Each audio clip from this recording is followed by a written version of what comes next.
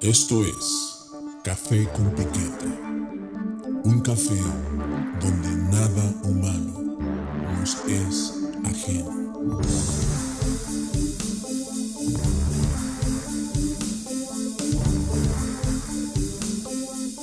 Café con Piquete.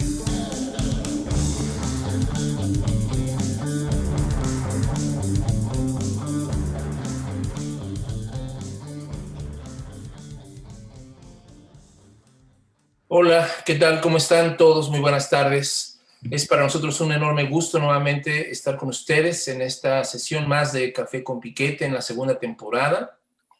Y hoy particularmente con una invitada muy especial, con mi gran amiga Linda Fernández, que hoy nos acompaña en un tema fascinante, un tema que da para muchísimo que pensar, mucho que reflexionar y que causa fascinación porque son conexiones que usualmente no hacemos tan inmediatamente. Parecen que fuera como el agua y el aceite, pero no es así. Hoy vamos a hablar de lo bello y lo siniestro.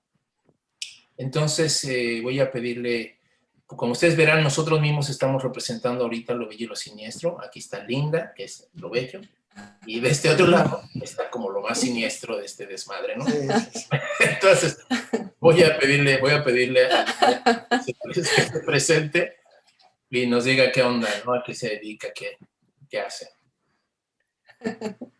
Muchas gracias Armando, muchas gracias Carlos por haberme invitado. Estoy muy contenta, muy emocionada de hablar de este tema que es verdaderamente fascinante y que además ha constituido parte de mis estudios de los últimos 10 años, ¿no? Todo lo que gira alrededor, a lo mejor no exactamente ese meollo, pero sí lo que gira alrededor y tocando como aristas y puntos ahí que tienen que ver con esto. Pues yo soy licenciada en filosofía, ¿sí? Por la Universidad Iberoamericana, Campus Santa Fe. Soy maestra en artes escénicas por la Universidad Autónoma de Barcelona y soy aspirante a doctor de Filología Catalana y Estudios Teatrales, también por la Universidad Autónoma de Barcelona. Mi trabajo de tesis de maestría y también el de doctorado están centrados en un artista catalán que se llama Marcelian Túnez, es un performer, ¿no? Bueno, tiene también otro tipo de piezas, entonces lo dejamos en artista más amplio. Y él tiene como estas personas detractoras y personas que lo aman. ¿Por qué? Porque toca mucho estos temas, ¿no? Toca estos temas que están como limítrofes, que están en esos esquinas que a veces no volteamos a ver o que no estamos tan acostumbrados a percibir. Entonces, pues bueno, eso es lo que he estado haciendo de investigación estos últimos años y pues vamos aquí a compartir, creo que va a estar bien padre, ¿no? Los diferentes puntos de vista y todo lo que vamos a hablar. Muchísimas gracias por invitarme. No, al contrario. Mi estimado Carlos, algo que preséntate para los que no te conozcan. Bueno, sí, yo soy Carlos Flores y Michel, soy escritor. Mis temas son pocos y limitados: historia, política, sociología, filosofía y anexos. Y también, o sea, una de las cosas que me gusta a mí ahorita que escuchaba a Linda hablar de este hombre catalán, a mí me gusta la transgresión de lo convencional. Eso sería como presentación. Muy bien, excelente. Pues aquí estamos tres que parece que estamos atraídos por este tipo de temas, que me da muchísimo gusto, que ojalá se sumen más, que más personas puedan escuchar sobre esto.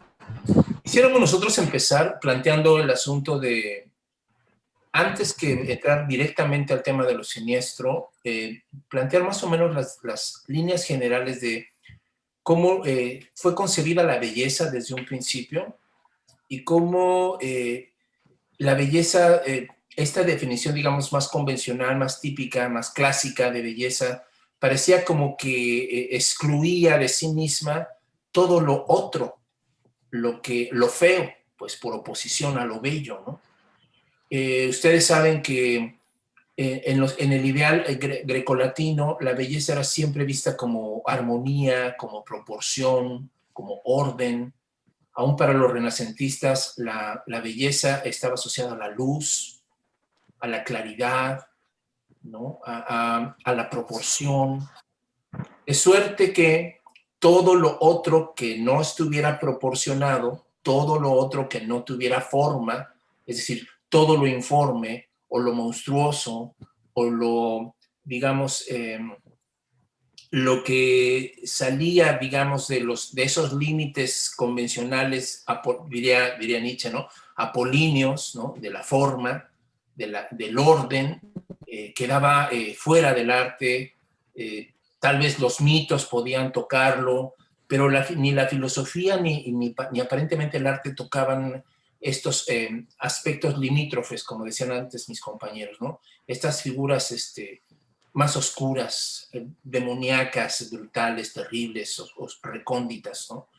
En este sentido, parece que la belleza y la idea de Dios se hacían como comparsa, porque también, digamos que la belleza siempre era la belleza de lo finito, y lo infinito se consideraba como un mal, como algo, como el desierto, como el mar, como algo que no tenía límites, y por lo tanto era desorientador, era una perdición, era un abismo, ¿no? Entonces, digamos que originalmente ese fue el planteamiento, el arte se circunscribió a esas categorías, dejó siempre esta parte como, digamos, de lo oscuro, de lo informe, de lo abismal, o del mal mismo, como en los márgenes, ¿no?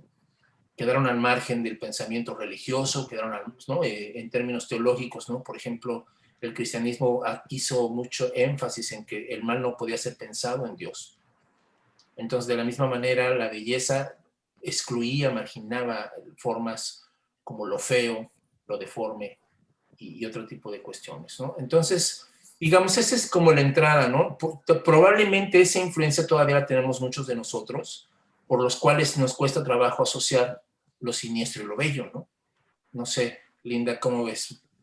Sí, claro, yo me acuerdo perfectamente en mis clases que daba de estética,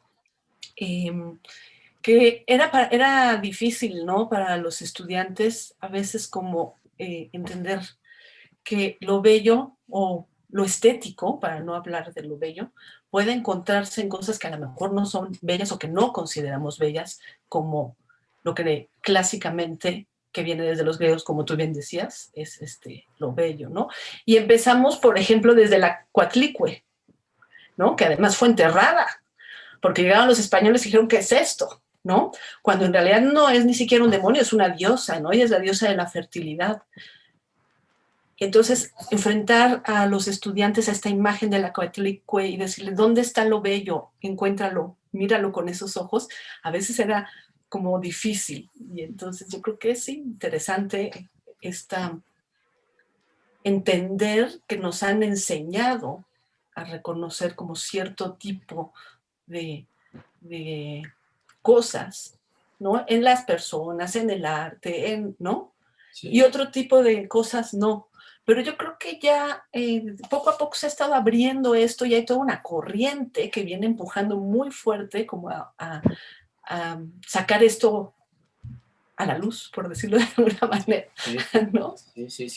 Sí, yo creo que básicamente la bronca era que lo bello se entendía casi como sinónimo de lo bonito, ¿no? Exacto. Y de lo políticamente correcto, ¿no, Carlos? ¿Cómo ves? Así es una cuestión muy difícil porque pues estamos hablando, queramos o no, de Europa, de parámetros que se hacen en Europa y que se transfieren de alguna forma a América, ¿no? Y son con los que nosotros tenemos que ver muchas veces. Pero sí, como lo que decía Linda, ¿no? O sea, la Coatlicue, ¿no? O nosotros no sabemos porque no llegamos a saberlo precisamente por el asco y por el terror que tuvieron los españoles pero no tenemos idea de si había una clase de estética en los sacrificios humanos, por ejemplo. Desconocemos eso, ¿no? Desconocemos, aparte de la cuestión que puede haber sido religiosa, la cuestión también de lo sublime que hablabas hace rato, ¿no? Que puede tener que ver con la sublimación espiritual en un momento dado, en el momento de llevar a cabo los sacrificios. Eso me refiero también por parte de todos, el pueblo, lo voy a llamar así. Pero sí estamos encerrados en categorías muy vistas, ¿no? Pero lo curioso también es cómo los que hacen esas categorías son las que las rompen y luego nos dan la clase, ¿no? O sea, hacen el arte y después hacen mi arte y es otro, entonces, y nosotros decimos, mira qué interesante, caray, ¿no? Cuando lo que tú dices y lo que decías de tus alumnos no son, ni son los capaces muchas veces de notar dónde está lo bello en lo diferente, ¿sí? Exacto. En lo que no estamos acostumbrados a ver, ¿no? O sea, y en esta categoría entre el racismo, ¿no? Nosotros somos feos, los europeos y los güeros son bellos, y etcétera, etcétera, ¿no? Pero ahorita ahí me quedo, ¿no? Sí, bueno, es que sí, tiene toda la razón, o sea, el problema es que la belleza se le dio un contenido, ¿no? Y se le dio un contenido histórico, se delinearon las formas de lo bello, ¿no? No sé si a usted le sorprenda que de repente viajas en la ciudad, ¿no? Andas en la ciudad y te vas a un parque y de repente ves ahí una pinche fuente con una diosa griega, cabrón. Y es, ¿qué hace esto aquí, cabrón? Sí. Y no te le ocurrió poner ¿no? Cosas que no, para nada pertenecen a nuestra cultura, pero digamos, ahí está como idealizándose ese estándar de belleza, de arte, de cultura en lo grecolatino, ¿no? O sea, como aquí como por ejemplo con Porfirio Díaz, ¿no? Que le fascinó el afrancesamiento, ¿no? De las formas y siempre seguir esos patrones europeos, ¿no? Pero el caso está en que hubo un momento, al parecer, en la misma Europa, fíjate, en el que, digamos, la belleza se empezó a trastocar, o la experiencia estética, como dice Linda, se empezó a trastocar cuando se incluye la categoría de lo sublime. Porque, digamos, aunque usamos mucho la palabra sublime para describir algo que es como muy, muy bonito, así, no, qué sublime obra de arte, ¿no? O cosas así. Pero en realidad es un término mucho más preciso que tiene que ver más con la desmesura, con la experiencia de algo que está más cerca de lo infinito, de lo abismal, de lo inconmensurable. Lo sublime es más como la experiencia de lo inconmensurable, y lo que impresionó es que curiosamente eso inconmensurable se expresa en cosas mesurables. Es decir, ¿cómo es que lo inconmensurable puede ser, digamos, representado o revelado a través de algo que tiene una mesura, como es el arte, ¿no? Que tiene unas formas, que tiene una expresión definida.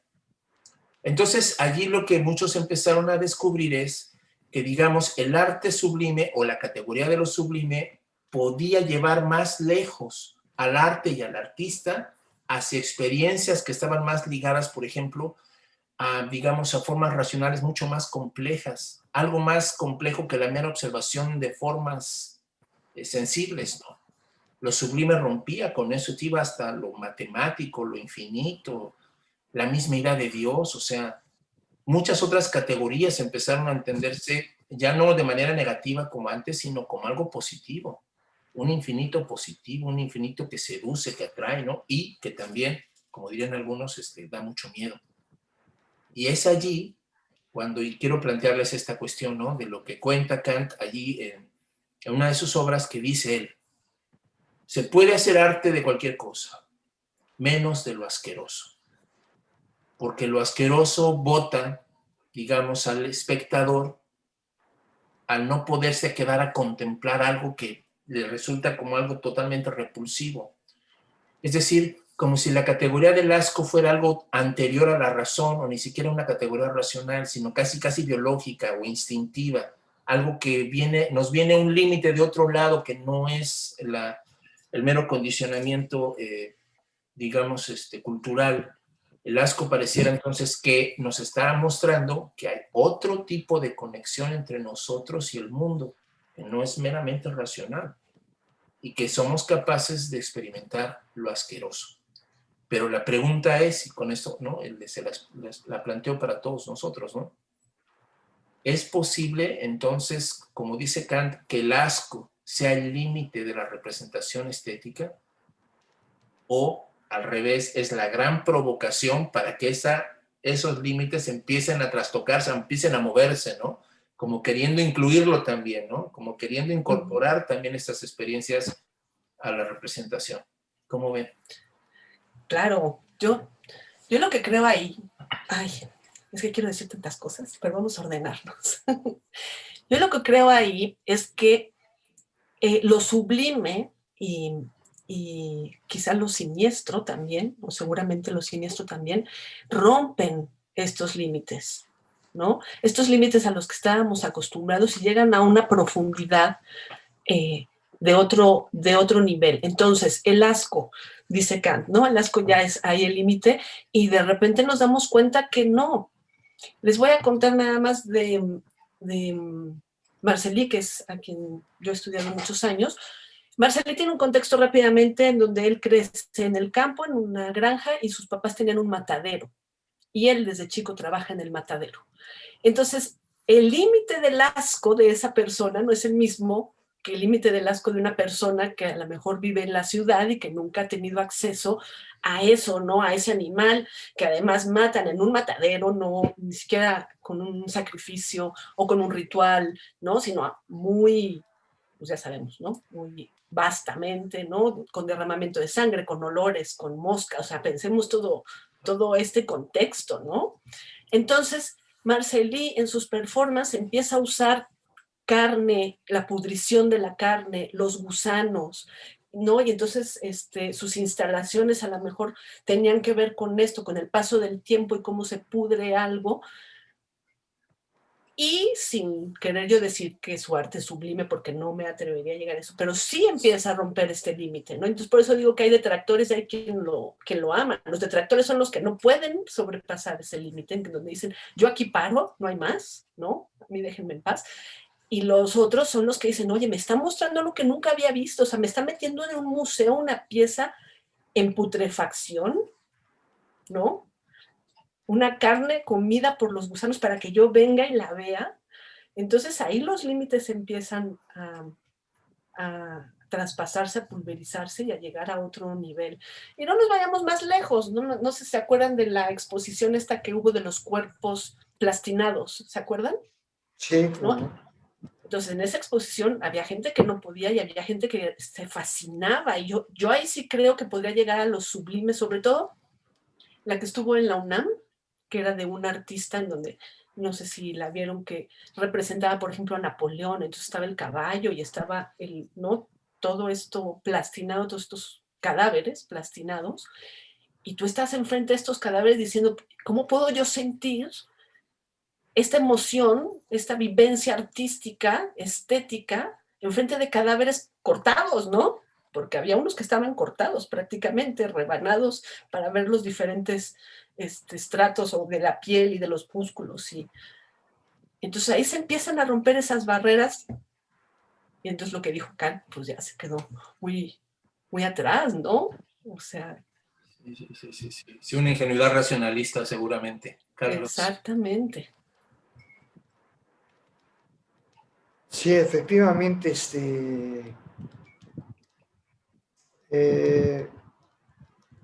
hace tiempo hubo un grupo que se llamaba, aquí en México, que se llamaba, ¿cómo se llama donde llevan a los muertos aquí en México? ¿CEMEFO? ¿El anfiteatro? El CEMEFO, y así se llamaba CEMEFO, este grupo, este colectivo, y exponían también animales muertos, caballos mantenidos, no se podrían los inyectaban, pasaban mucho tiempo inyectándolos con ciertas sustancias para que se mantuvieran así. Y también hubo una exposición o un performance en donde un artista de este grupo empezaba, entre el público era como un pequeño auditorio, y empezaba a pasar burbujas. Y así iban volando las burbujas y la gente jugaba con las burbujas y las reventaba y etcétera, ¿no? Y al final se supo que todas estas burbujas eran de grasa de cadáveres humanos. Y entonces, pues, a la hora que les dijeron, todo el mundo se quedó de, ay, no manches, ¿no? Pero tiene que ver con esto, ¿no? O sea, no es algo, digo, a lo que me refiero, no es algo nuevo ni es algo exclusivo europeo, ¿no? Sino que se ha dado en México en otro tipo de formas. Este grupo no, hasta donde yo sé, yo soy una persona que ahorita no vivo en la Ciudad de México, pero que iba mucho a museos y que estaba muy informado, nunca lo conocí. Lo conocí a partir de un amigo que me hice de Canadá, que vino a México a la presentación del libro y por eso supe de ellos. Pero sucede eso, ¿no? Sucede y entonces lo que tú dices, o sea, si alguien está acostumbrado a cierto tipo de cosas, es como lo mismo que estar en una colonia. Yo no sé si te acuerdas cuando íbamos a Santa Marta, hay un tramo donde hay una peste terrible que yo creo que tiene que ver con químicos, una cosa asquerosa de plano, ¿no? Pero que la gente que vive ahí me parece asquerosa porque está acostumbrada, ¿no? Lo que tú decías del que vive cerca del matadero o trabaja ahí o lo que sea, ¿no? Entonces ya no es lo mismo. Lo que pasa es que también estamos hechos a un gusto más que nada, y yo creo que Kant llega a eso, desgraciadamente, a un cierto gusto y a una moral burguesas. Ajá. Marcan ciertos límites que no pueden ser traspasados porque además ya no tiene que ver la estética o no, es de mal gusto, ¿no? O políticamente incorrecto, como decía Armando. O sea, llámese de cualquier manera. Bien. Sí, es que tienen razón, o sea, en realidad lo que tenía que moverse también era la idea del sujeto, ¿verdad? O sea, si tú entiendes al sujeto como un ser totalmente puro y racional, ¿no? Y con este tipo de limitaciones, pues claro que un sujeto así no es capaz de conectarse con lo monstruoso o con el asco, ¿no?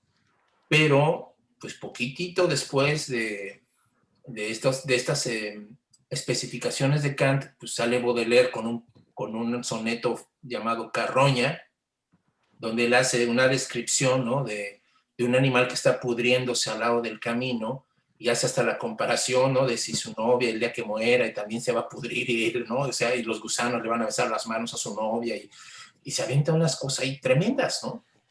El mismo, no sé si recuerdan también que es contemporáneos, ¿no? A Kant, pues, es decir, son gente que ya está, digamos, ingresando al lado B, ¿no? Ya está, digamos, explorando que la belleza ya no puede más identificarse con algo bonito, sino con algo más profundo y expresivo, ¿no? Y pone, por ejemplo, este tipo del Conde de Lautremont, ¿no? Con los cantos de Maldoror y todas estas narraciones brutales, violentas, desoladas, ¿no?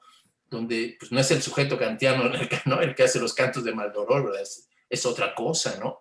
O el mismo Marqués de Sade, ¿no? Claro. O sea, estamos allí ya, digamos, ingresando a una estética, digamos, mucho más sublime y que está, digamos, igual que la filosofía también lo va a hacer, ¿no?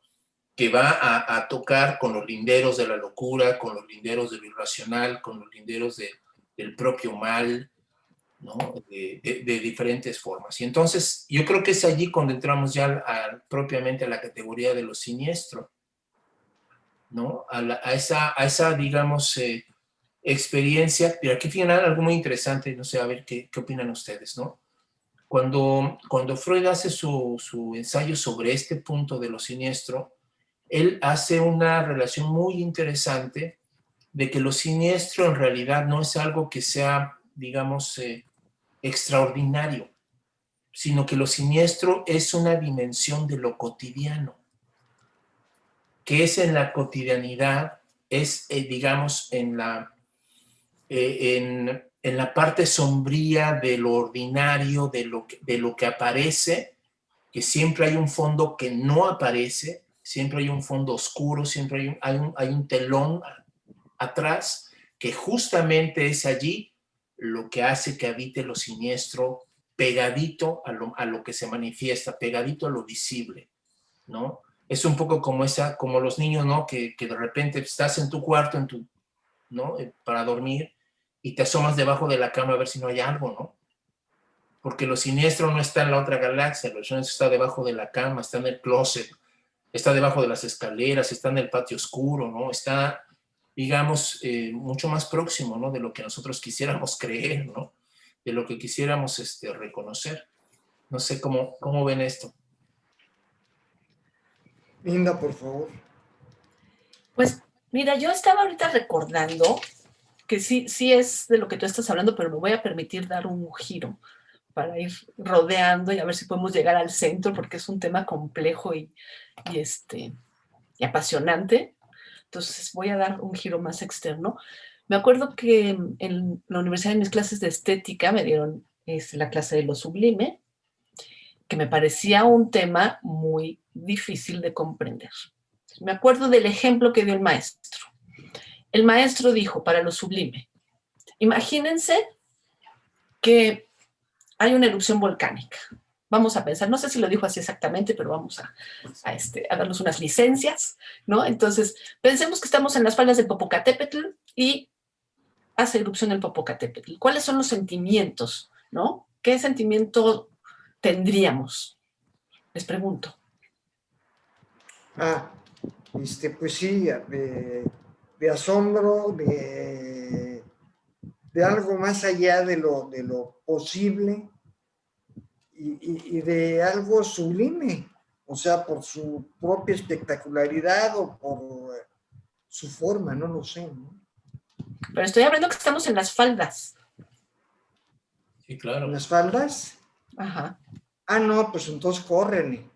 Exacto. Se llama terror, ¿no? Es miedo. Supervivencia. Estoy viendo de lejos, no hay problema, pues estamos en las faldas, yo salgo corriendo.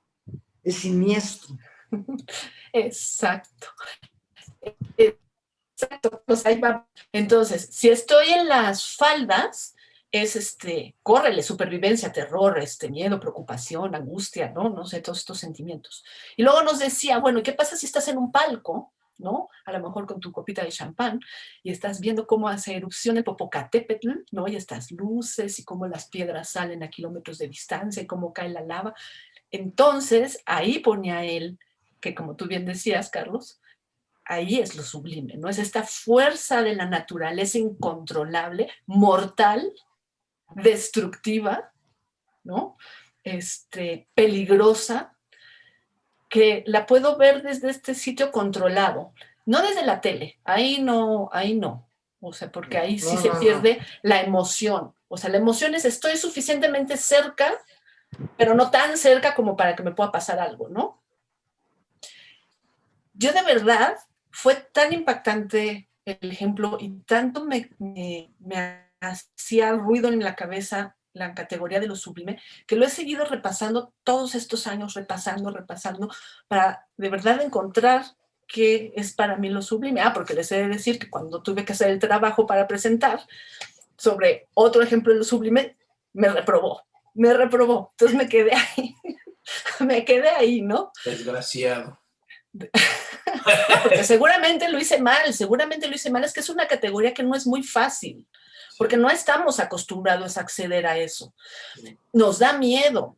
Yo estaba repensando cuando hablamos, Armando, de este programa que íbamos a hacer, ¿qué otra cosa podría ser? ¿Qué le pondría de ejemplo hoy a mi maestro? Yo diría, a lo mejor la muerte, pero a lo mejor tendría que ser la muerte de alguien, si hablamos de una persona que yo no conociera a lo mejor mucho, que no fuera una muerte violenta y que pudiera yo apreciar toda la belleza que conlleva ese momento de pasar la transición, ¿no? De lo vivo a lo muerto. Podría ser sublime, me imagino, porque nunca lo he visto. O sea, racionalmente lo puedo pensar. Pero claro, si es la de un ser querido, pues no hay manera, ¿no?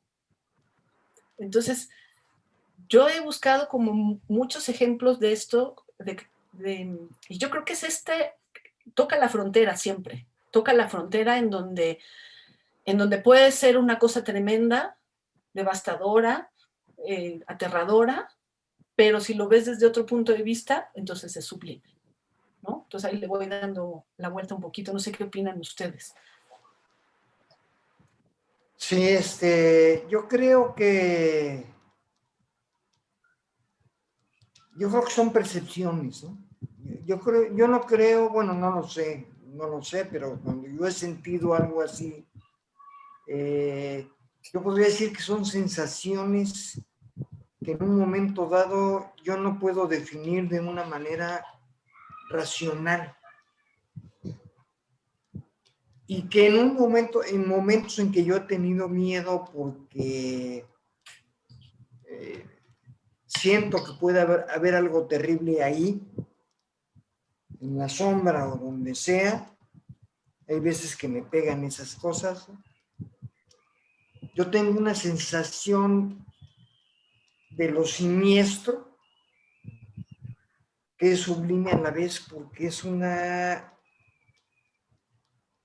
mixtura, lo voy a decir así, de sensaciones que me son muy difíciles de definir, en la que hay el temor, hay un temor muy fuerte, pero también hay una atracción muy fuerte.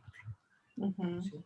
Hay una atracción, yo quiero saber qué está ahí. ¿Sí? Yo quiero que ahí. Y ese oscuro, ese pasaje oscuro, me lleva a las dos cosas, ¿no? Uh-huh. Y también me puede llevar a escalofríos y cosas por el estilo. ¿Sí?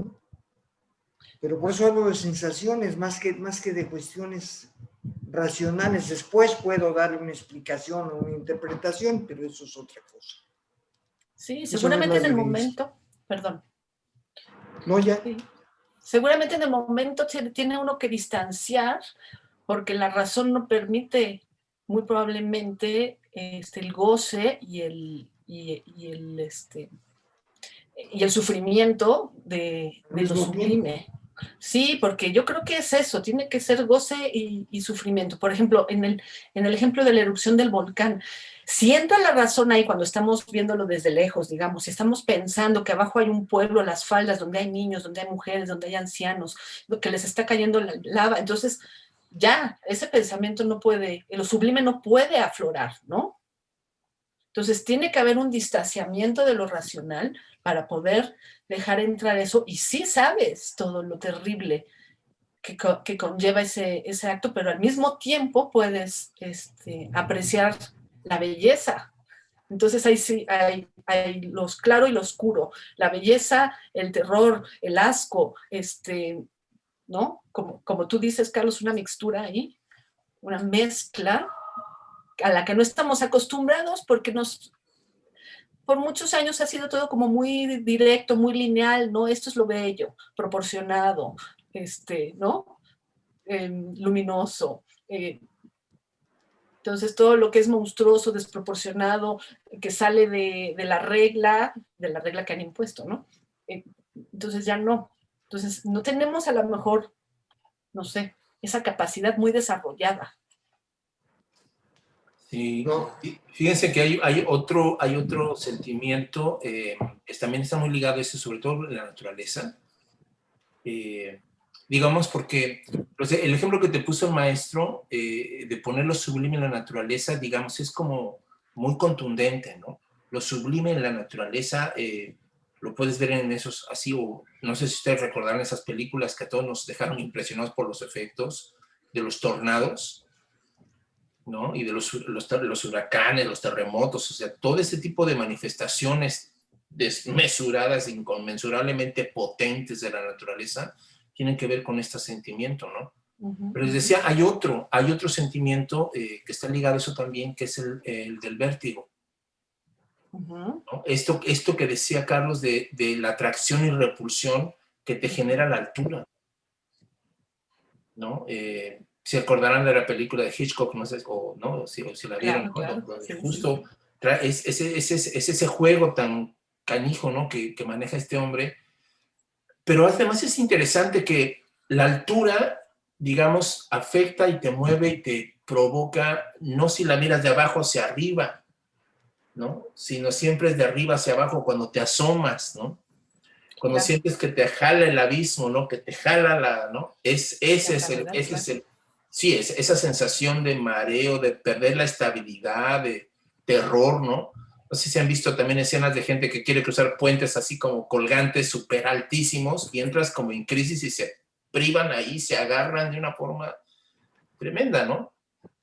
Entonces, ciertamente sí hay lo que dice Linda, ¿no? Sí hay en la naturaleza, hay estas experiencias límite que tienen que ver con esta potencia que nos fascina, pero como bien dice, la condición de poderlo contemplar es que estés a salvo, ¿no?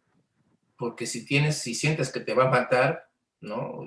O no sé, una ballena o una tormenta en el océano, ¿no? O sea, Claro, ¿no? sí. Pueden ser impresionantes, pero sientes que te estás hundiendo y que te vas a morir, pues ya te dedicas a pensar en otra cosa, ¿no? Pero ¿qué pasa cuando esto sublime, cuando esta desmesura ya no solamente está en la naturaleza, sino la podemos como ver más próxima, más cercana a nosotros? Cuando de repente conocer a una persona o cierto tipo de características en una persona pueden evocar a esa otra parte oscura, a esa parte inconmensurable y que te puede llenar de preguntas y de dudas y de temores y de inseguridades muy cañonas.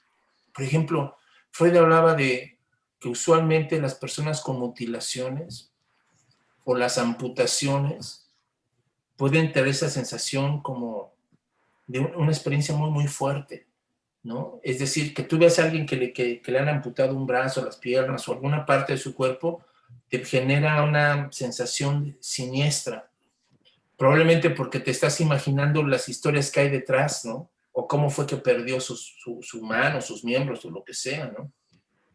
Las deformaciones físicas, ¿no? Lo que decíamos hace un momento de lo monstruoso, ¿no? Bueno, David Lynch con El hombre elefante, pues se saca la lotería ahí explorando esta visión de las cosas, ¿no?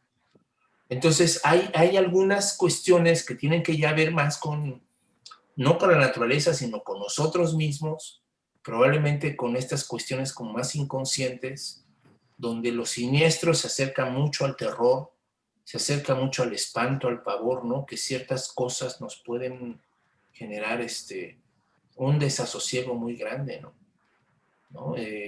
También está este otro ejemplo de los seres animados que pueden cobrar vida, ¿no? Bueno, aquí hay muchos como temas de películas, ¿no?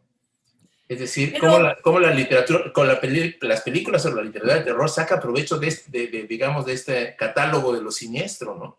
Sí, pero lo siniestro se tiene que mantener también en esta frontera, porque si no ya traspasa y ya entonces es el horror o es el terror.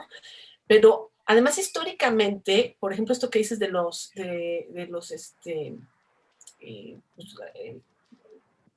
personajes animados que cobran vida, ¿cómo dijiste? Sí. Bueno. ¿Personajes animados? Ajá, que cobran vida. Bueno, antes, en el antiguo Egipto y después en Grecia había todo esto que eran los autómatas, ¿no? Y eso tenía que ver con la magia, tenía que ver con la religión, y que después eso fue lo que llevó al teatro, ¿no? Entonces, todos estos, como tú dices, seres que deberían de estar inanimados y que de repente se animan, ¿no? Tiene que ver también con los autómatas del siglo XVI, ¿no? ¿Se acuerdan de estos pues, robots, digamos, los principios del robot que era como muñecos personificados como humanos que podían hacer diferentes cosas. Había uno muy famoso que eran los que jugaban ajedrez o uno que tocaba el clavicordio, que fascinaban a la gente, pero es esto, ¿no? Era entre terror y entre fascinación, porque era algo demoníaco, pero no estaban seguros, pero entonces no sabían cómo funcionaba. Entonces sí tiene que ver esa atracción, y con lo que tú decías, Armando, de las personas a lo mejor que tienen alguna mutilación o algo, es esto, que además nos remite a nosotros mismos. Entonces, sí, yo creo que en el plano humano lo que nos remite a nosotros como humanos, pero que sabemos que no es humano, por eso los circos con todos los monstruos creados o reales, ¿no? Porque muchos eran creados, o los freaks, es algo que fascina a la gente y que te llevaba al público a estar ahí, ¿no? Y que es algo que se explota todavía, se explota popularmente en la televisión, se explota en muchos lados, que es esta parte que nos atrae y nos repele, como dice Carlos, ¿no? Hay diferentes niveles, ¿no? Hay diferentes niveles y hay algunos que sí llegan a lo sublime. Y esto yo creo que permea todos los ámbitos. Yo también, cuando platicábamos, Armando, de la sexualidad, ¿no? Estas sexualidades alternativas, que también parece que rozan en estos límites que no estamos capaces de alcanzar con una sexualidad, digamos, tradicional, ¿no? Entonces, que están buscando romper ese límite para llegar a esa otra frontera y acceder a sensaciones que pues llaman como de estar en trance, de entrar en un estado de conciencia distinto, ¿no?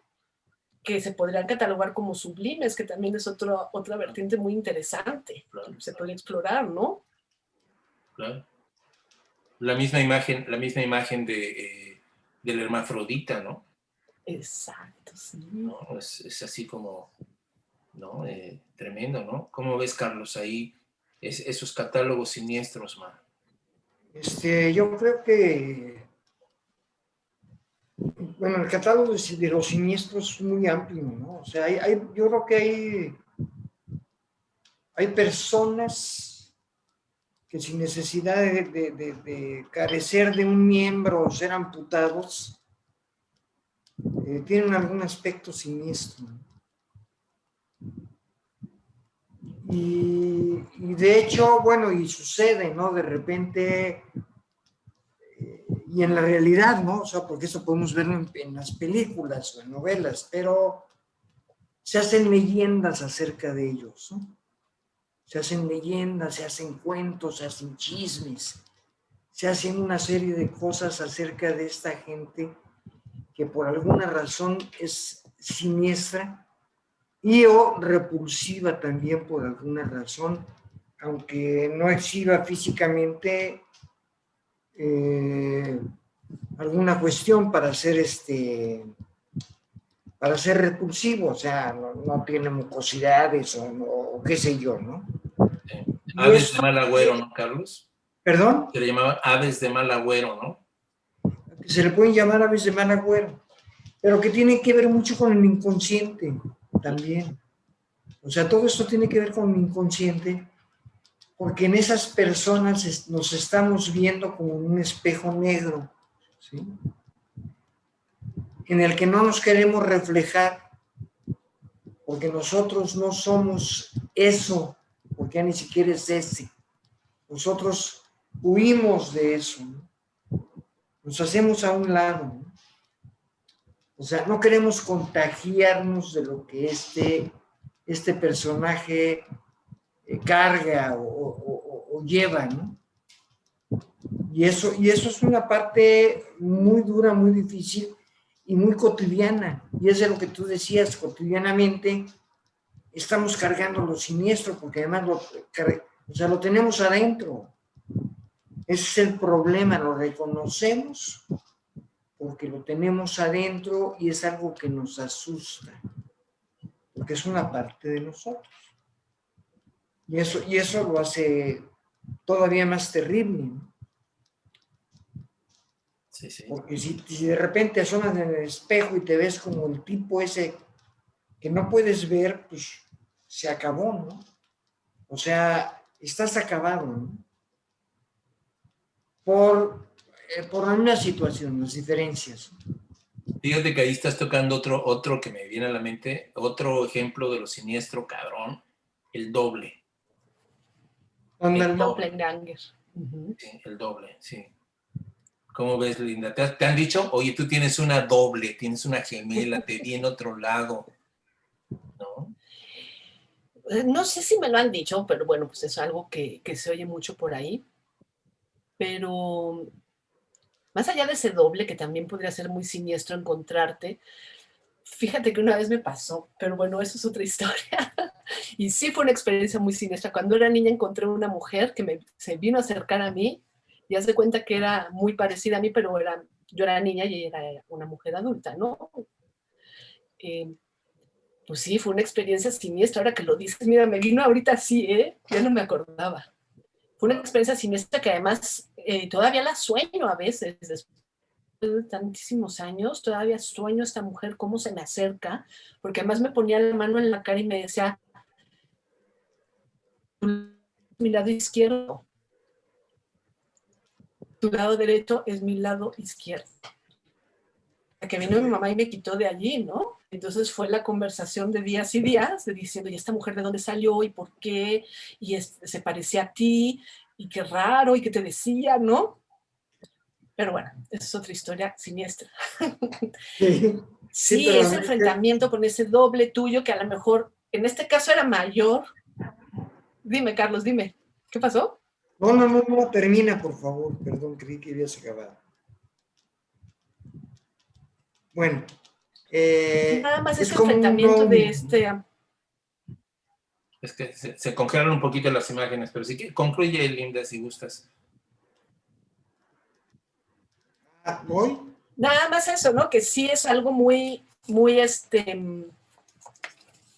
pues siniestro, muy impactante, pero yo creo que otra cosa que es impactante es el doble que podemos tener dentro de nosotros mismos, y que no dejamos a lo mejor salir, que es el que decía Carlos, ¿no? Enfrentarme a eso que tengo adentro, que qué pasaría si lo dejo salir, y aquí voy a hacer un juego de palabras, y si lo sublimo. ¿Qué pasa si ese doble siniestro lo sublimo? Que sería otro tema interesante. Sí, claro. Dr. Jekyll y Mr. Hyde ahí más o menos, ¿no? Sí, bueno, a mí me sucedió una situación de doble que yo no lo vi, pero yo estaba fuera de casa de una amiga en Coyoacán, en un automóvil que yo creo que era mío, esperando a otra persona, y de repente yo estaba muy joven, había un par de chavas en un coche enfrente, y me veían, y pues yo me sentí muy galán. Yo dije, qué lanzadotas se me están poniendo, ¿no? Pero ¿cuál es mi sorpresa? Que de repente entran al edificio coyoacanense, que era un complejo más bien pequeño, con el suelo, piso de piedra, y de repente salen con una de las vecinas de mi amiga, acusándome de que yo era un ladrón y que había robado le había robado la bolsa a una de ellas y la había golpeado. Entonces dije, ay, güey, espérame, ¿no? Y entonces, o sea, la experiencia fue terrible, porque además venía la amiga, o sea, ella hablaba, cuando yo la vi, ella hablaba con la amiga, y yo creo que se estaban preguntando si no es, o lo que sea, ¿no? Y la amiga, supuestamente, a lo mejor por cuestión de su gestión, también me reconoció. Y entonces fue un problema en el que yo entré, yo no sé por qué, yo estaba totalmente confuso, entré a la casa de esta mujer que era la vecina de mi amiga, y entonces me empezaron a interrogar y me lanzaron una bola de broncas, y bueno, estuvieron a punto de llevarme a la policía, ¿no? Y por otra parte, yo he visto y he tenido el infortunio de reconocer a personas que se parecen mucho a mí, pero muy, muy parecidas. Muy parecidas. Yo he visto personas muy similares físicamente en la cuestión de la cara, sobre todo a mí. Yo me he llegado a preguntar si son mis clones o qué onda, o si no seré yo clon de alguno de ellos. Sí, claro. Ahora, no sé, aquí es donde vamos, digamos, como, yo creo que entraríamos al meollo del asunto, de lo bello y lo siniestro, cuando se plantea una tesis, digamos, doble, ¿no? Por un lado uno dice, es que la belleza sin esta dimensión oculta, sin esta dimensión, digamos, que genera toda nuestra fascinación, se vuelve ramplona, se vuelve facilona, se vuelve evidente. Entonces, la primera tesis es esta. La belleza requiere de un sesgo siniestro en ella para ser verdaderamente fascinante, para ser verdaderamente cautivante.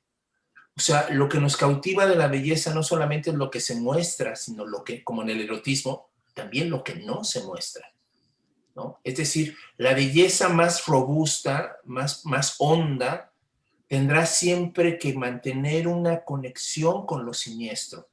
Tendrá que mantener una conexión con lo no dicho, con lo no visto, con el misterio, con el secreto, con lo oculto, con lo que no se ve, ¿no? De tal forma que siempre haya esta como seducción o esta atracción de la belleza justo por este componente, ¿no?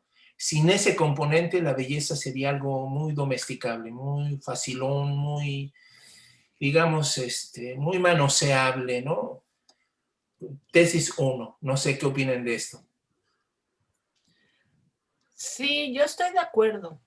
Y yo creo que eso que tú estás diciendo lo ejemplifica muy bien y de manera muy sencilla el vampiro, ¿no? ¿No? Bueno, Pero yo creo no, que el todavía hay Nosferatu más. o cuál. No, el vampiro Nosferatu, el de la película de 1960 y tantos, ¿no? De Herzog.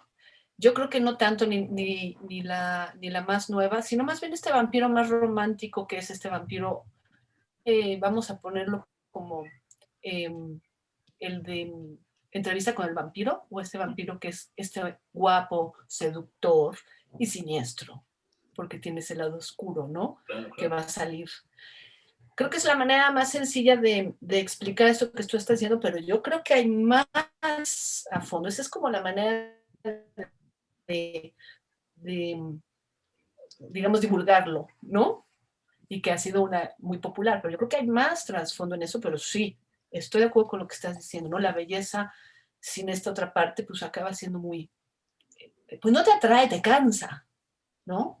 El vampiro es un personaje totalmente adolescente por eso, porque es fascinante esta mezcla de lo bueno y lo malo en la adolescencia, ¿no? Y bueno, y luego perdura más que la adolescencia. Hay gente que sigue fascinada por esa figura, pero yo creo que se puede profundizar todavía más. Claro, claro. Así es, y yo creo que también el sexo. O sea, para mí el sexo tiene que ver entre lo bello y lo siniestro, porque en el momento en que te empiezas a enfrentar a la desnudez del otro, de la otra, hay una sensación extraña que me mueve por dentro, y a la vez hay humores y olores que en principio pueden no ser atrayentes, ¿sí? O sea, el olor del pene del hombre, el olor de la entrepierna de la mujer, los líquidos, todo esto que en un momento dado llevan a la unión, pero esa unión, a mí me parece, ya en la unión ya es otra cosa, ¿no? Porque además ya ahí está la muerte chiquita y lo que ustedes quieran, pero los prolegómenos entre el empezar y la unión de los cuerpos, hay un intermedio, un interludio, entre lo bello y lo siniestro, entre la atracción y la repulsión, o más que la repulsión, tal vez un cierto miedo. Esto me refiero cuando no es la cuestión de un sexo maquinal, ¿no? Como máquina, ¿no? O sea, ahora vamos a coger y se acabó y va. O sea, que lleva otras intenciones, digamos, aunque no sean conscientes, ¿sí? Del conocer, del saber, del conocimiento, pues no es el conocimiento del otro, sino es el conocer, el saber. Entonces se enfrenta uno, bueno, yo lo he sentido a cosas muy fuertes, Sí. a cuestiones muy fuertes. Sí, la exploración del otro y de uno mismo en esos términos es algo que es muy potente. Yo creo que por eso también pues por muchos años reprimido, ¿no? Pensado como tabú, porque claro, hay un reconocimiento, pues imagínate, nada más lo acabas de decir tú, como lo decimos vulgarmente, la muerte chiquita, ¿no? En el acto de la vida, en el acto más sublime de la vida, se encuentra esa muerte chiquita que además sí se experimenta como muerte. Sí se experimenta, a veces como locura, ¿no? A veces como llegar a este límite en donde no sabes qué te va a pasar y que si te dejas ir no regresas. No sé si... te desprendes del yo, ¿no? Sí. Claro. Sí.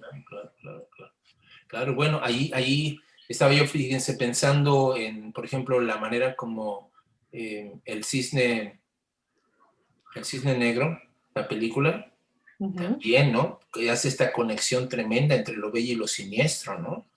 Entre la bailarina preciosa, perfecta, además tiene una doble, ¿no?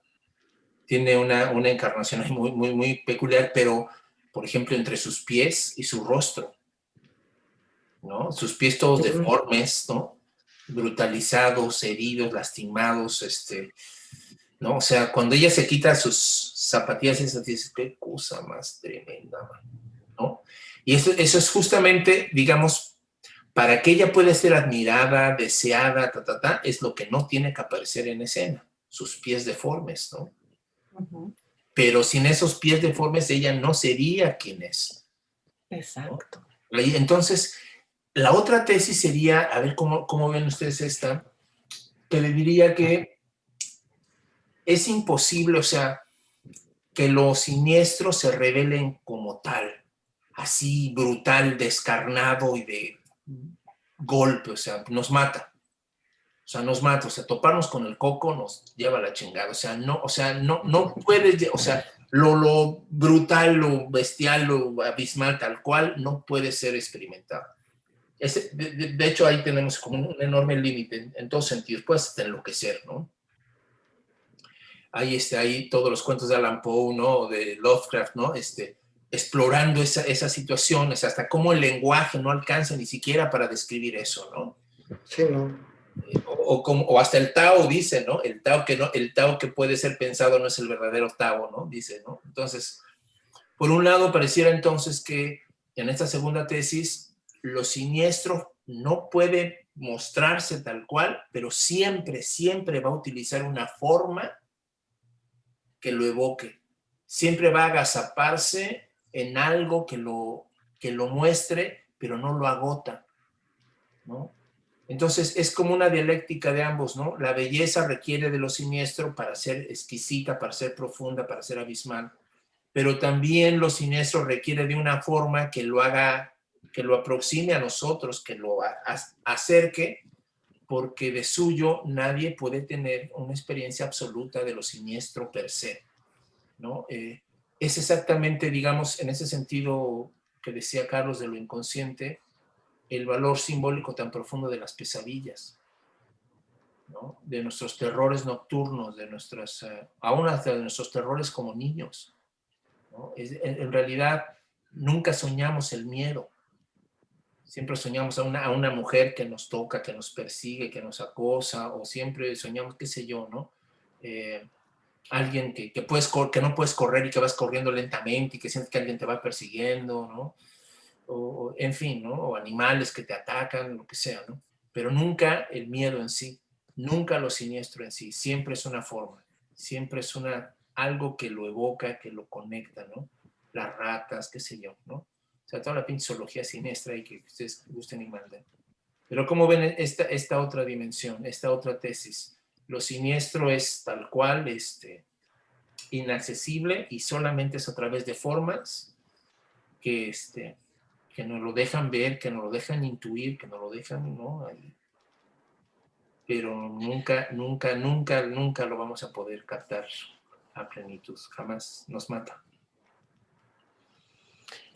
Es que yo creo que es como lo que decías de Kant y el asco, ¿no? En donde llegamos a lo sublime. Y yo creo que esto es la contraparte, justamente como tú mismo estás diciendo. Entonces, lo sublime, sin esta parte oscura, no sería sublime, pero lo siniestro, sin esta parte luminosa, no sería siniestro, ya pasaría a otra categoría, ¿no? Entonces ya lo siniestro pleno, digamos, si se puede llamar así, pues ya no sería siniestro, ya sería el horror o el terror o no sé qué poder decir, o lo sublime, ¿no? Sin esta parte siniestra, pues sería la belleza, no sé, es un tema interesante, pero sí, yo creo que corresponden el uno al otro y si no están, es como el yin y el yang, es que me viene, desde que estamos empezando a hablar aquí, me viene esa imagen del yin y el yang, que no nada más están uno junto al otro así, sino que tienen el punto del otro color, ¿no? Eso es lo que posibilita, si no, no existe, no hay manera, o sea, yo creo que estas dos categorías puras no pueden existir, no hay manera. Uh-huh. Sí, yo creo que lo sublime precisamente es el enlace, por decirlo de esa manera, entre lo bello y lo siniestro. Es algo que tampoco se puede tocar, ni se puede definir, ni se puede ver, ni realmente lo puedes tener. O sea, en un momento dado lo obtienes igual que lo siniestro como una sensación o como una forma externa que no eres capaz de definir de ninguna manera. Y que si tuvieras lo sublime frente a ti, de alguna manera sucedería lo mismo que con lo siniestro. No lo soportas. No podrías soportar. O sea, yo creo, o sea, lo que realmente sublime, ¿no? O sea, la belleza sublime, o sea, decimos que hay belleza sublime o arte sublime, pero más bien sublima. No es que el arte en sí sea sublime, sino que es una conexión entre el espectador y la obra de arte que sublima, ¿no? Y que te pesca y que te lleva a otra dimensión, es como un tipo de conciencia alterado, igual que la sensación de lo siniestro. Es como decía hace rato, de repente yo estoy aquí, o sea, trabajando solo, ¿no? Y escucho, ¿quién anda ahí, no? Y siento ya el escalofrío, ¿sí? Y en esa oscuridad espero que aparezca alguien que no va a aparecer, gracias a Dios, ¿no? Pero eso es lo siniestro y lo sublime también sería. O sea, puedo tener una sensación de lo sublime, pero no puedo tener lo sublime. No me es posible realmente captar a uno como captar al otro, como se hace hace rato del infinito. Del mar, así agarrar y decir, voy a conceptuar la distancia del mar, no hay forma, ¿no? Aunque te sepas de kilómetros y te digan, no sé, toneladas cúbicas de agua, lo que sea, ¿no? No hay forma.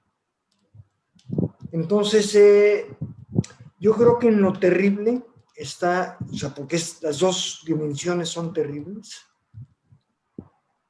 está el más allá de la estancia, de la existencia terrena del hombre. Sí, eso es muy fuerte, Carlos, eso es muy fuerte, sí. O sea, yo me imagino que ahí está el más allá, la conciencia alterada, el creer, no sé si se puede decir creer o qué, porque no, o sea, es una sensación, pero ni siquiera es un sentimiento. Es algo que es una sensación como que, pero no es definible. O sea, no es como el amor o el odio, que son sentimientos o cosas por el estilo, ¿no? Es algo que no se define, que ahí está, que tú sabes que ahí está, y además es en un momento muy corto porque posiblemente no puedo soportar mucho tiempo ni lo uno ni lo otro. No lo sé. Sí, sí, sí. Ahí... A ver, yo me pregunto, perdón, Armando, di. No, adelante, adelante, pregúntate. ¿Sí? Me pregunto, o sea, ya con todo lo que estamos hablando, o sea, estoy viendo como lo sublime y lo siniestro como como las contrapartes de lo mismo, como las dos caras de una misma moneda, ¿no? Entonces regresemos a la erupción del volcán. Entonces, si lo veo de una manera puede ser siniestro, pero si lo veo de otra puede ser sublime. Entonces, yo ahí la pregunta es, si el espectador se educa para mirar el arte, por ejemplo, ¿no? ¿No podríamos educarnos para encontrar, o podríamos estar educados o de alguna manera sesgados para encontrar lo siniestro, nada más, o lo sublime a lo mejor nada más? Yo creo que más tendemos a lo siniestro. Y no estamos viendo la contraparte, o sea, estamos como... Yo creo que es cuestión de nosotros poder sacar, como yo decía, ¿no? De la muerte, a lo mejor decir no es lo más siniestro que he visto, decir esto es lo más sublime que he visto. Y eso depende de nuestro pensamiento, de nuestra manera de ver, de nuestra educación, de nuestro sesgo. Es como ver el vaso medio lleno o medio... ¿no? O vamos a un ejemplo que no sea tan tremendo como la muerte, sino lo que les decía de estas figuras de plastinación, que eran verdaderas obras de arte, y en el momento en que te enfrentas a ellas puedes decir, esto es totalmente siniestro, ¿por qué me están presentando esto? Yo que tengo que pagar un boleto para ver esto, ¿no? Entrar a un museo para ver esto, o decir, ¿pero qué es esto? Es lo más sublime que he visto en mi vida, ¿no? Pero en realidad la cosa es muy fuerte, porque es un cuerpo cortado, hecho con un proceso para que se quede, pues no es de taxidermia, se llama plastinación, para que pueda durar mucho tiempo, ¿no? Y poder ver todo lo que hay adentro y que lo rebanen, que me lo muestren. Entonces, yo creo que también ahí hay una educación estética a la que se puede acceder o no. Esa es mi pregunta. ¿Qué piensan?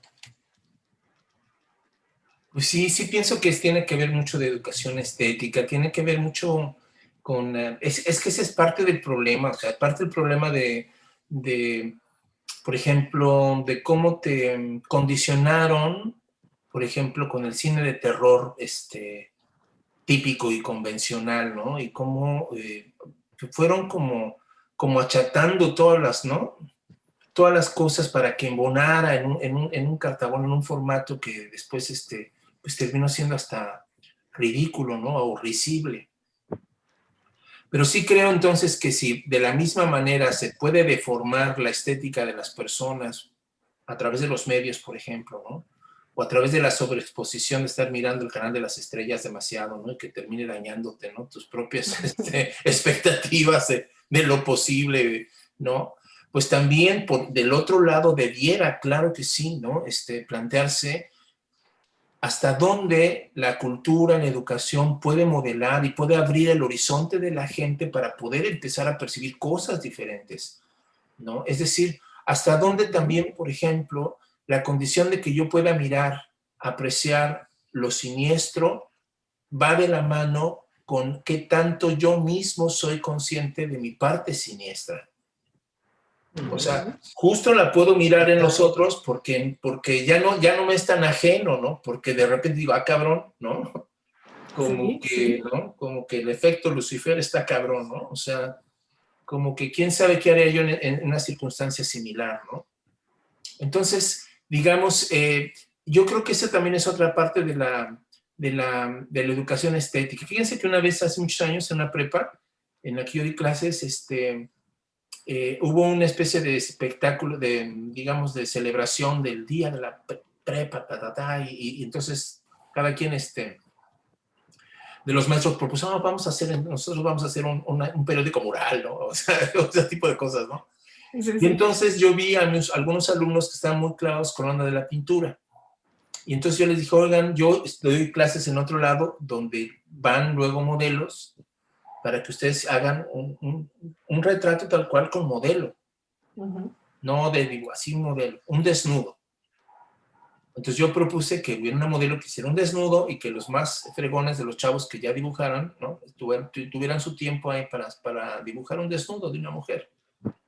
Ah, bueno, pues eso, pues sabes la pinche controversia que se armó en la escuela, ¿no? De si ese era correcto o no era correcto, si era moral y moral, qué iban a decir los papás, qué iba a decir el director. O sea, se armó una bronca porque pareciera qué curioso, ¿no? Que el desnudo, que para nuestra idiosincrasia torcida, es mucho más siniestro que estar viendo asesinatos y balazos y madrazos y decapitados y la chingada, ¿no? Como lo vemos cotidianamente en la televisión. Entonces les pareció muy amenazante. Finalmente sí se hizo. Y los chavos rompieron hasta esa idea de que el morbo les iba a ganar y ese tipo de cosas. Y no, la verdad es que lo hicieron muy bien. Y ya era, digamos, era algo muy diferente de lo que ellos estaban imaginando, que era tener una mujer desnuda frente a ellos. Y otra cosa es, dibújala. ¿No? Ah, cabrón, pues, ¿no? Y fue una experiencia muy suave. Entonces, no sé, Carlos, ¿cómo ves? Pues bueno, yo veo también, o sea, tienes razón, pero yo veo también que somos propensos culturalmente a dicotomizar, ¿no? Bueno, malo, blanco, negro, lo bello o lo sublime y lo siniestro. O sea, hacemos dicotomías, entonces, además de una educación estética, que desde luego yo estoy de acuerdo también en ese aspecto, debe haber una conexión consigo mismo, ¿sí? Para lo que estábamos hablando hace ratito, cuando yo acepto mi parte sublime y siniestra, o siniestra en lo sublime, yo puedo ver las dos cosas de una sola manera. Hace un momento decías, Linda, hablando de que son dos caras de una misma moneda, separada por un canto muy delgado, ¿sí? que las divide. Y en este caso es como diría Jung, ¿no? O sea, vamos a dejar a las duplas para ser el uno, ¿sí? Yo considero que esto es muy difícil, o sea, yo no he llegado a esos niveles tan acá, ¿no? Pero yo creo que en un momento dado, entre una educación estética y un conocimiento de sí mismo con una desprejuiciación cultural, puede llevar a eso. Y a no valorar a uno más que el otro o a devalorar uno frente al otro, ¿no? Igual que lo hacemos con las personas, ¿no? O con cualquier cosa que me digan ustedes, ¿no? Porque todo entra en lo mismo y es estético, ¿no? O sea, a mí me parece, yo hace tiempo leí o vi en una tontería de Facebook ahí que decía que estaba comprobado que los ojos azules eran los más bellos, ¿no? Y dices, cabrón, pues ¿quién lo comprobó, no? ¿De dónde? Y entonces esas son las cosas que dicotomizan. O sea, ¿qué es lo bello, qué es lo feo, qué es lo siniestro, qué es lo sublime? Es lo que yo creo que me dicen, porque además estamos sujetos, más que el pensamiento, y ahorita no estoy hablando de racionalidad, pero más que el pensamiento estamos sujetos a la creencia de lo que nos dicen que es. ¿Sí? Esto es bueno y esto es malo, esto es verde y esto es, o sea, entonces estamos sujetos a creencias y no hacemos las distinciones ni tenemos una crítica no solo racional, sino interna, que nos pueda llevar a la unión de estas dos partes y en ese momento a la comprensión, yo creo, esto es muy, muy arriba, de la existencia. Pues esa fusión entre una cosa y otra. Sí. Entre el caos y el orden, entre la luz y la oscuridad. Y esa fusión, y yo no estoy hablando de una dilución de uno en el otro, no estoy hablando de que se mezclan y ya, ¿no? Sí. Ya no son ni uno ni otro, sino que siguen siendo lo uno y lo otro, pero no hay ya no hay una valoración de cuál es mejor o cuál es peor, o no sé, no sé cómo decirlo, regreso demasiado a esto de lo bueno y lo malo. Pues para cerrar, ¿qué les parece si cada uno compartimos alguna conclusión que queramos dar a nuestros amigos que nos están viendo y oyendo? Y cerramos esta sesión que sí, la verdad es que da para tantas cosas, ¿no? Se ocurren tanta literatura, películas, situaciones, o sea, dices, qué bárbaro, o sea, realmente sí, o sea, sí hay una riqueza muy, que se ha explotado muy recientemente, del siglo XX para acá, ¿no? De todo este tipo de categorías de una forma muy interesante. Linda, ¿con qué te quedas? ¿Qué concluyes? ¿Qué quisieras agregar? Bueno, ahorita que estábamos hablando de esto y que les platicaba de mi doppelganger que me encontré y que me decía, mi lado derecho es tu lado izquierdo, me acordé, bueno, el lado izquierdo del cerebro o lo izquierdo es lo siniestro, ¿no? Lo diestro y lo siniestro, que de eso no hablamos y daría para más y más y más. Cierto. Sí. ¿Y por qué se llama siniestro? ¿Y por qué esa palabra la usamos para lo que la usamos, no? Y otra vez lo que decía Carlos, el cerebro, pues sí, como que nos lo dividen en dos partes, pero pues al final está todo conectado, ¿no? Entonces, pues bueno, a la conclusión a la que llego es que yo creo que hay que seguir rompiendo estos límites. Hay que enseñarnos y buscar estas maneras de aprender y educar nuestra mente, a nuestro corazón, a ver más allá de lo que nos dicen y más allá de los límites, porque además yo creo que es algo muy rico y es algo que nos lleva a estas experiencias como más profundas o más elevadas. Es que, y vamos a lo mismo, yo ya no sé si decir profunda o elevada, como es arriba es abajo, ¿no? Sí. ¿No? Entonces, sí, como... Entonces, bueno, eso, ¿no?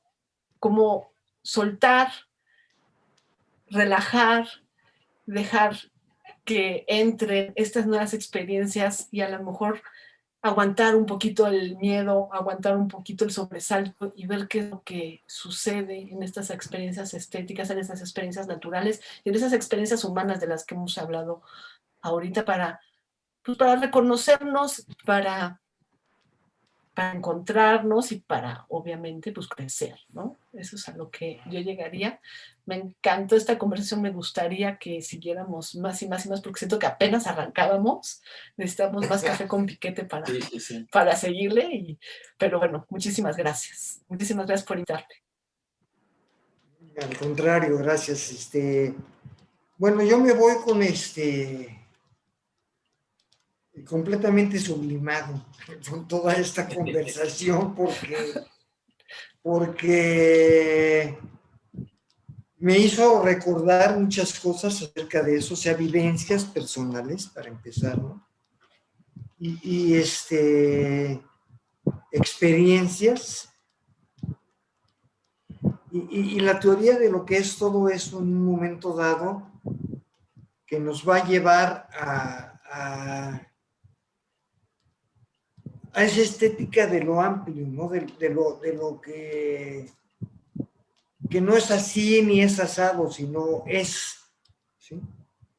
Porque yo creo que eso es la estética, aunque pueda ser asqueroso o no asqueroso, o feo o bonito, la estética es lo que me hace reconocerme en mi existencia de alguna manera, ¿sí? aunque sea solo visible. ¿Sí? Pero es la que me da en un momento dado la identidad en la existencia. No como nacionalidad ni como lo que sea. Es en la que me identifico con la existencia. Porque estoy aquí, porque me veo, como me estoy viendo ahorita en la pantalla. Eso sería. Sí, bueno, pues es que sí, yo me quedo con esta maravilla de cómo la experiencia estética tiene ese poder de unificación, ¿no? De cómo nuestros sueños tienen ese poder de unificación, ¿no? Como si el arte y los sueños estuvieran hechos de esa misma materia, ¿no? En la que se conectara algo enormemente, digamos, inconmensurable, no conceptual, pero al mismo tiempo adherido a una imagen, ¿no? Adherido a una palabra, adherido a una situación. Y entonces, dicen algunos, es cuando la vida y las experiencias que tomamos tienen el valor como de un símbolo, ¿no? Que están siempre remitiéndonos a esa trascendencia de la que hablaba Carlos, ¿no? A esa otra dimensión que está aquí, pero al mismo tiempo está siempre como presente, pero a modo de ausencia, ¿no? A modo de evocación, o sea, no es algo que tampoco sea fáctico o positivo, ¿no? Es más bien una situación dialéctica muy, muy, muy padre. Y bueno, pues les agradezco a ustedes muchísimo, Linda, muchas gracias por haber estado con nosotros hoy. Muchas gracias, Linda. Increíble, increíble, la verdad es que nos conectamos a todas. Encantada. No, hombre, pues padrísimo. Antes era chai, ¿no? Porque antes nos tomábamos nuestro chai, ¿no? De vez en cuando, ¿no? Ahí en la universidad. Ahora fue café con piquete, ahora está más rudo el asunto. Pero que no sea la... Está más rudo, sí. ¿Verdad? No, y aparte, entre tres también se pone bien, bien suave, ¿no? Entonces, esperamos que no sea la última vez que estés con nosotros, Linda, que tengamos la oportunidad de otra vez tocar alguno de estos temas, algunas de estas variantes, algunas de estas, ¿no? Ramas, ¿no? Que se desprenden de este árbol prodigioso, ¿no? Y no, es que hay tantas cosas, ¿no? Yo pensando hasta Job, ¿no? En lo sublime, lo siniestro, en la historia de Job y Dios, y bueno, o sea, dices, qué cosa más tremenda, ¿no? Entonces, bueno, ya seguiremos hablando sobre esto. Les agradecemos a todos también muchísimo que nos hayan acompañado. Ojalá les haya sido tan sugerente esto. Estoy seguro que también tienen su propio catálogo siniestro, sus propias historias, sus propias circunstancias, sus películas, su literatura, en fin, ¿no? Que es parte de nuestra experiencia y que le enriquece. Esperemos vernos el próximo lunes y un abrazo a todos. Suscríbanse y un like y un abrazo. Muchas gracias por haber estado con nosotros. Oye, Armando, Sí. perdón, que dejen ahí su anécdota siniestra. Sería o que bueno. dejen algún comentario, ¿no? Sería bueno, o sublime, que dejen ahí en los comentarios su anécdota siniestra o sublime, estaría padrísimo para comentarla a lo mejor en otro momento, ¿no? Ahí está hecha la invitación. Ya escucharon ahí, por favor, compártanos alguna situación sublime o siniestramente sublime, como ustedes gusten, ¿no? Y nos va a encantar leerlos y saber qué ha sido de ustedes también. Un abrazo. Cuídense mucho. Muchas gracias. Buenas noches. Bye.